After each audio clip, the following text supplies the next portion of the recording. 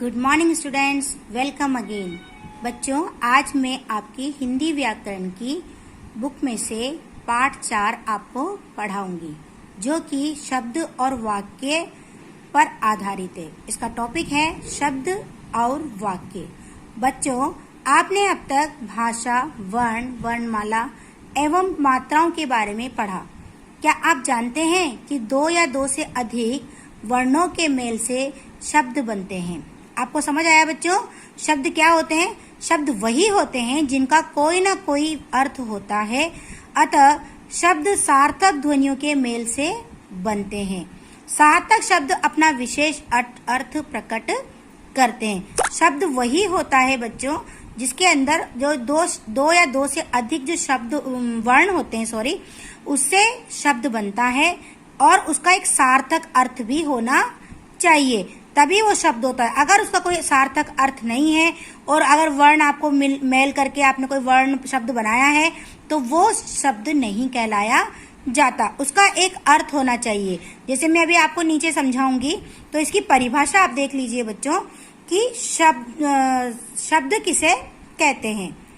तो पहला है 2 या 2 से अधिक वर्णों के सार्थक मेल को शब्द कहते हैं, जिनका कोई ना कोई अर्थ होता है। जैसे देखिए गमला, देखिए 3 वर्ण से बना हुआ शब्द है। इसमें देखिए आप गमला।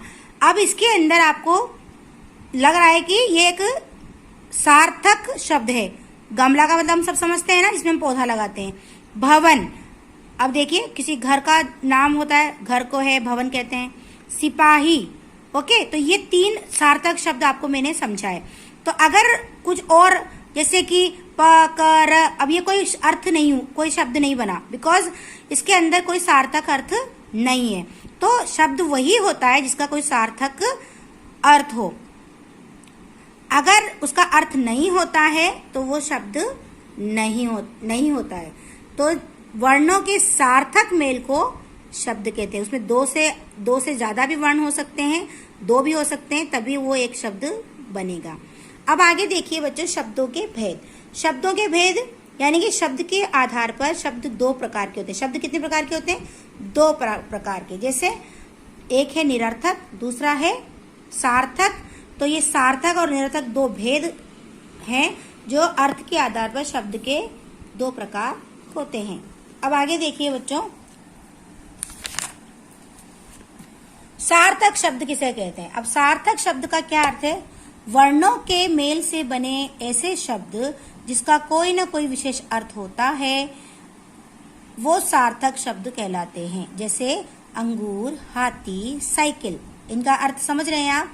ये एक सार्थक शब्द है। ठीक है बच्चों, नीचे इनसे विशेष अर्थ का बोध होता है, अतः ये सार्थक शब्द है। अब आप नीचे देखिए निरर्थक अर्थ शब्द। निरर्थक शब्द के अंदर देखिए क्या है? वर्णों के ऐसे मेल से बने ऐसे शब्द जिनका कोई अर्थ नहीं निकलता, उन्हें निरर्थक शब्द कहते हैं। देख रहे हैं आप? अब जैसे देखिए ये क्या है? रग, रकम, यज्ञा, मर्रग, ये क्या है? ये कोई शब्द नहीं है, तो इनको हम निरर्थक शब्द बोलेंगे। क्या बोलेंगे? इनसे कोई अर्थ नहीं निकल रहा है, इसलिए इनको क्या बोलेंगे? हम निरर्थक शब्द कहेंगे। अब है दूसरा जो टॉपिक है हमारा इसी पाठ का, वाक्य। पहला था शब्द, दूसरा है वाक्य। अब वाक्य किसे कहते हैं? जिस प्रकार वर्णों के सार्थक मेल से शब्द बनते हैं, उसी प्रकार शब्दों के सार्थक समूह से वाक्य बनते हैं। यानी कि शब्दों का एक समूह होता है, मगर वो सार्थक होना चाहिए। जैसे घोड़े में मैदान दौड़ रहे हैं, ये कोई वाक्य है? नहीं है, इसका कोई अर्थ नहीं निकल रहा है। ओके, तो अब आप देखिए ऊपर लिखा शब्द समूह वाक्य नहीं है। ठीक है, इसमें शब्दों का सही स्थान पर प्रयोग नहीं किया गया है। परंतु यदि यही वाक्य इस तरह लिखा जाए, जैसे ये लिख रहा है घोड़े मैदान में दौड़ रहे हैं, तो क्या हो गया? ये एक क्या बन गया? एक सही वाक्य बन गया। इसका कोई अर्थ है कि घोड़े, इसे हमें ये मालूम चल रहा है कि घोड़े मैदान में दौड़ रहे हैं। इस वाक्य से हमें एक सही अर्थ मालूम पड़ रहा है कि घोड़े मैदान में दौड़ रहे हैं। तो ये एक सही वाक्य है, यानी सार्थक वाक्य है। तो इसकी परिभाषा आपने देखो बच्चों, तो ये नीचे है, यह शब्द समूह सही वाक्य है। इसमें सभी शब्द सही स्थान पर प्रयोग किए गए हैं, अतः इस शब्द समूह से सार्थक अर्थ निकल रहा है। तो इसकी परिभाषा लिख लीजिए बच्चों आप कि वाक्य किसे कहते हैं। शब्दों का व्यवस्थित समूह जो किसी भाव या अर्थ को पूरी तरह प्रकट करता है। आपको समझ आया?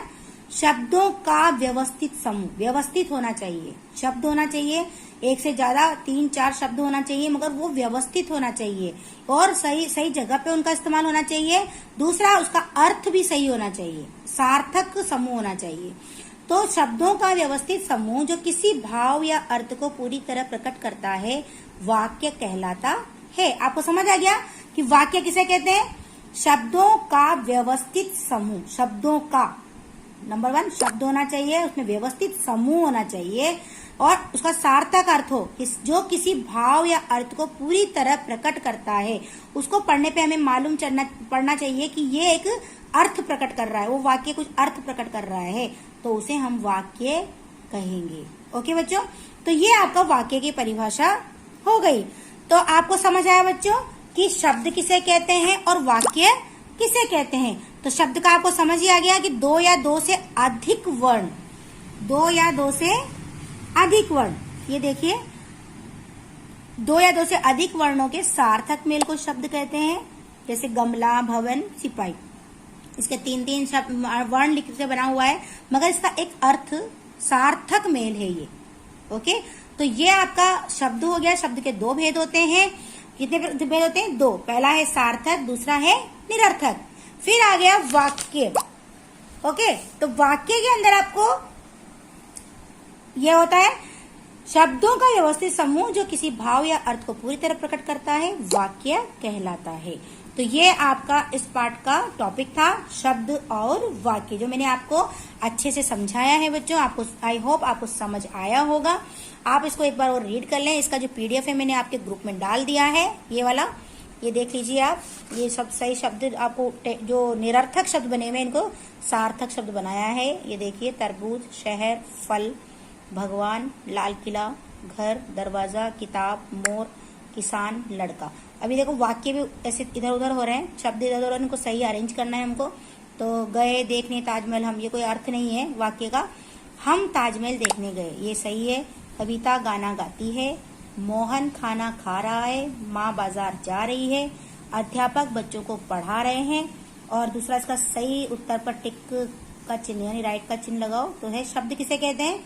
वर्णों के सार्थक मेल को, जैसा मैंने आपको पढ़ाया था। उसके बाद है वाक्य किसे कहते हैं? वाक्य किसे कहते हैं? देखिए बच्चों,